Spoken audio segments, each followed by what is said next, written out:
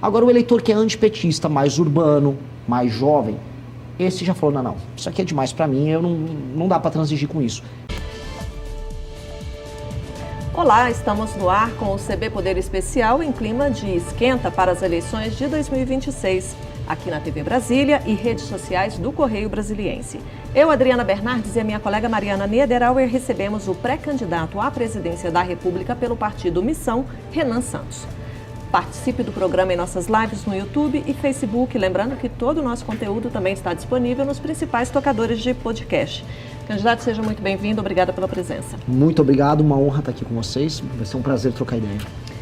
Vamos começar com um assunto que não se fala em outra coisa aí no país, que são o surgimento desses áudios aí envolvendo, expondo a relação do presidenciável, né, do pré-candidato à presidência Flávio Bolsonaro, com o ex-banqueiro do Master, o Daniel Borcaro.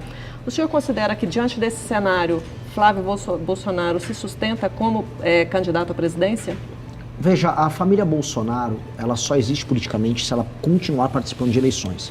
O objetivo da candidatura do Flávio, esse ano, era manter a liderança sobre o bloco, mesmo se perdesse para o Lula. Entretanto, isso tem limites. A briga ali dentro do PL e dentro do próprio bolsonarismo é assim, eles vão até o fim com uma candidatura que hoje eles têm certeza de derrota e ainda assim mantém uma certa liderança sobre aquilo que a gente chama de antipetismo, ou se desiste de vez, o que seria, do ponto de vista político, o fim da família como uma marca política poderosa. Então, esse é o dilema nesse instante. O tamanho do escândalo, eu não imagino que ele se importe tanto. Ele só se importa com o tamanho do dano, não com o tamanho do escândalo. Só que mesmo parte dos eleitores dele, isso a gente precisa entender, né? Nem todo antipetista é bolsonarista, mas todo bolsonarista é antipetista.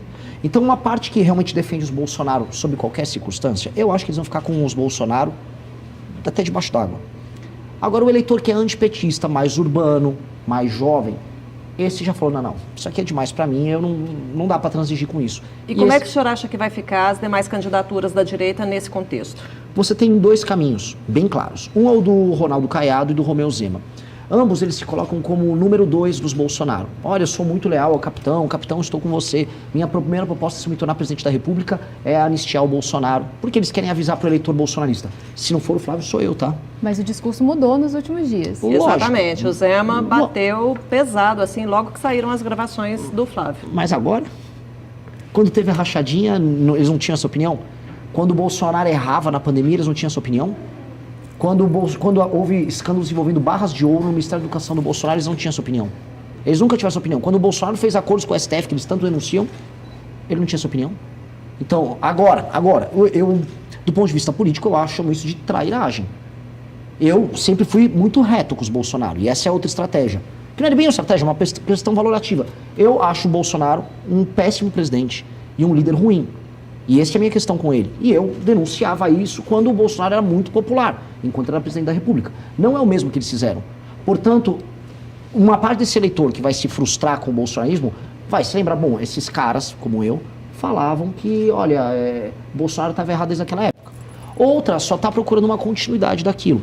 Eu acho que é uma disputa de teses, e aí espero que minha tese esteja certa. E qual que é a sua tese? Porque a pesquisa Atlas Intel mostrou que a sua candidatura ganha, de certa forma, com uma saída, né, um cenário sem Flávio Bolsonaro.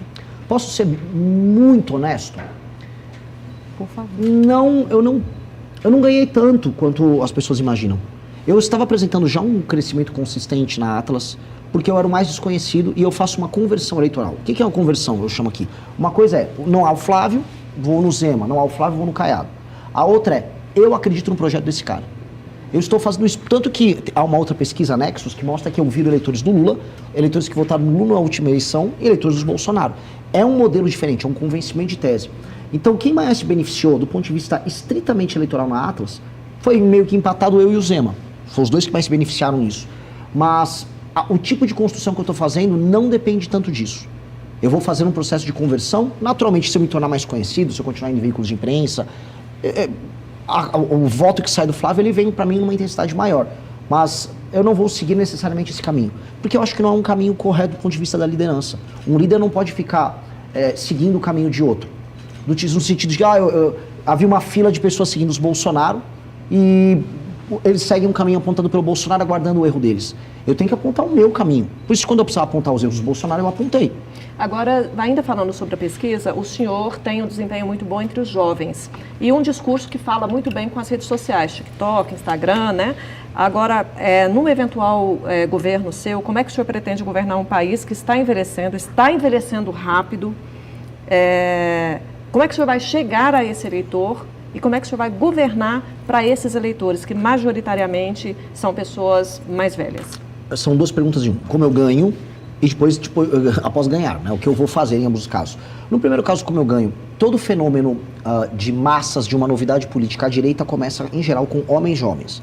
E a esquerda, em geral, com mulheres jovens. Você pode pegar o fenômeno do Mandame em Nova York, ele começa com mulheres jovens, a esquerda. E a direita, você vai pegar o Milley, o próprio Trump, o próprio Bolsonaro. Começou com homens jovens, depois se espraia. Eu estou vivendo esse processo. Eu sou uma novidade, uma nova tese, mais à direita, e aí eu vou conversar mais com os jovens. Só que a própria pesquisa Atlas mostrou o seguinte. Veja, eu quase não tinha votos depois dos 25 anos. Hoje, dos 25 aos 35, eu já tenho 12%. Isso eu não tinha antes. Eu tinha muito pouco voto feminino. Ele aumentou também. A desproporção vai reduzindo. Então, esse processo de aumento do conhecimento, em especial com as pessoas acima de 25 anos, vai permitir, volto a colocar, um crescimento meu maior entre as mulheres. E aí um processo de espraiamento etário para cima, vamos colocar aí. E qual a política que o senhor tem Eu não pro preciso país? adotar.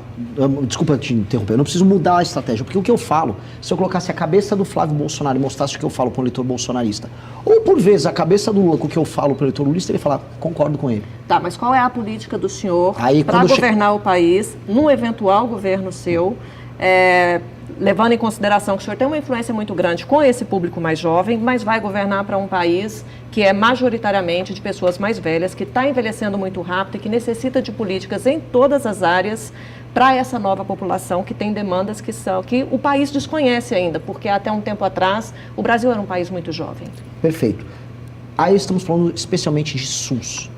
Se eu falar em atendimento às pessoas mais velhas, eu estou falando de um país que tem um sistema único de saúde que, em muitos termos, ele era, e ainda é, por parte da população, alvo de críticas. Eu mesmo criticava o SUS pelo elemento centralizado dele. Mas veja só a ironia do destino. Hoje, com a inteligência artificial, com o machine learning, sistemas de saúde centralizados levam grande vantagem sobre os descentralizados. Para isso, a gente precisa colocar prontuário único e outros instrumentos como machine learning, que vão pegar, vamos dizer, todas as visitas que uma pessoa fez numa UPA, numa UBS, fez os exames, ocorrências que essa pessoa teve, e você tem uma capacidade preditiva, isso o machine learning usa, para permitir que o sistema de saúde saiba, olha, essa pessoa vai desenvolver diabetes, essa pessoa pode ter uma doença coronária, essa mulher pode desenvolver um câncer de mama, conforme ela se aproxima da terceira idade. Logo, eu faço as políticas preventivas. A China está indo por esse caminho, o sistema de saúde da Inglaterra está indo por esse caminho, Salvador por esse caminho, e nós vamos também. Prontuário único, ter integrado nesse prontuário machine learning, usar a inteligência artificial a nosso favor, e a gente vai ter uma revolução muito efetiva nesse tratamento, que é um tratamento que atinge demais, de maneira muito positiva, as pessoas mais velhas. O Brasil, conforme vai envelhecendo, ele vai diminuir os gastos em educação e vai aumentar os gastos em saúde. É a lógica dos países que envelhecem. Os gastos em saúde, graças a Deus, muito por conta da tecnologia, eles vão poder ser bem dimensionados e a gente vai poder fazer uma revolução no atendimento.